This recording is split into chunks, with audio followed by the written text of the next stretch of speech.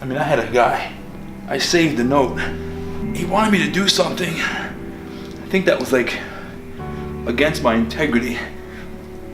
And you know me, my values, I'm pretty thick-headed about them. But he said, you don't have a choice. I was like, dude, I always have a choice. I choose to be here. So I left this really freaking arrogant note. I was like, just a reminder, I always have a choice, and I'm choosing to walk out. See you on the other side. And I just signed off on it. And I took a photocopy of it because I was like, this is gonna mean something someday. And it's true, because now I can pull it out and reflect on it. But I've given these guys the talk a few times too. Like, you choose to be here. You're not doing me any favors. You know, I appreciate your work, but there's some things that have to get done a certain way. But you're not doing me any favors.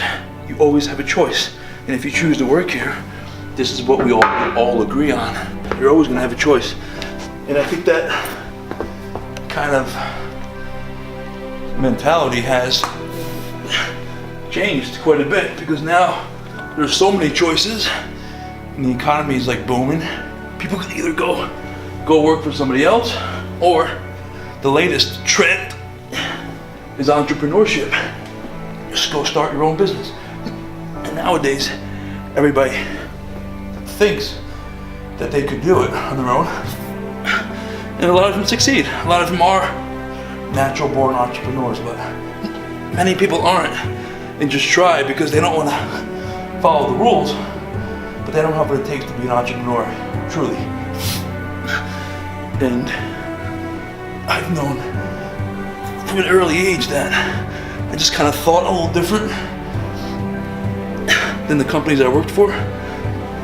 Not all wrong, but I just had a different philosophy. And I knew that without a college education to back me up, I had to prove that I knew what I was doing. And when you're young, it's hard to prove when you don't have much experience, or you don't have opportunities to prove yourself until you create them. You can do anything, and I do believe that. But a lot of, I think, young folks just think, you know, if something doesn't go their way, or they don't necessarily agree with something, or they're entitled to making all this money because they see their Instagram famous friends doing it, or they see Gary Vee doing it, that they can just go out and become that and do that.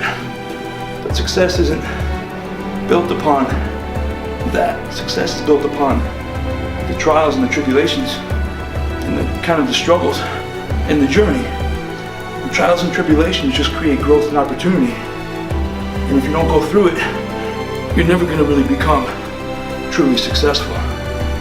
You know the old quote, like, my overnight success took 30 years, kind of thing, you know? And I don't think people in general, not just millennials, but people aren't willing to go through the bullshit because they want shit overnight. Sometimes you gotta just, you know, you shouldn't make $1 million yet. You're not gonna be able to handle $1 million if you got there, you know?